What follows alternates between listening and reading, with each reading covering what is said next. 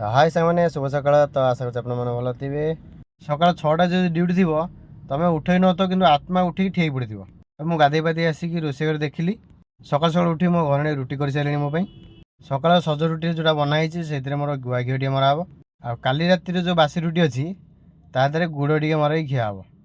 ମୋ ଘରେ ସବୁବେଳେ ଚାହାନ୍ତି କି ମୁଁ ବାହାରେ ଜଳଖିଆ ନ କରି ଘରେ ସବୁବେଳେ କିଛି ନା କିଛି ଜିନିଷ ଖାଇକି ଯାଏ ଯେଉଁଥିରେ କି ପେଟ ମୋର ଭଲ ରହିବ। ତ ଯାହା ବି ହଉ ବିଚାରି ସକାଳୁ ଉଠିକି ମୋ ପାଇଁ ରୁଟି ବା ପରଟା ଆଉ ତା ସହିତ ଭଜା ବି ଏଇଟା ହେଉଛି ଘିଅ ରୁଟି। ଆଉ ଯେହେତୁ ସେ ଘିଅ ରୁଟି ଖାଆନ୍ତିନି ସିଏ ତାଙ୍କର ତେଲ ଟିକେ ପକେଇକି ଖାଇବେ।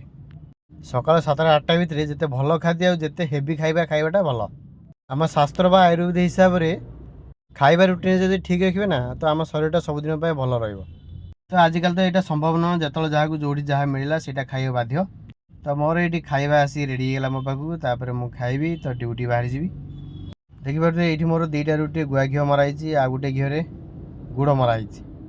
ଜାଣିଥିବେ ଛୋଟବେଳେ ରୁଟିରେ ଚିନି ବା ଗୁଡ଼ ଲଗେଇ ରୋଲ୍ କରି ଖିଆଉଥିଲା, ତ ଆଜି ଡେଟ୍ରେ ତ ଖାଇ ହେବନି ଆଉ। ତଥାପି ଛୋଟବେଳେ ଯେଉଁ ଜିନିଷ ଖାଇଥିବ ଯଦି ଏଇଟା ପାଟିରେ ଟେଷ୍ଟ ଥିବ ନା ତ ଖାଇବାକୁ ଭଲ ଲାଗିବ। ରହିଲି, ଜୟ ଶ୍ରୀ ଜଗନ୍ନାଥ, ଦେଖା ହେବ ନେକ୍ସଟ ଭିଡ଼ିଓରେ।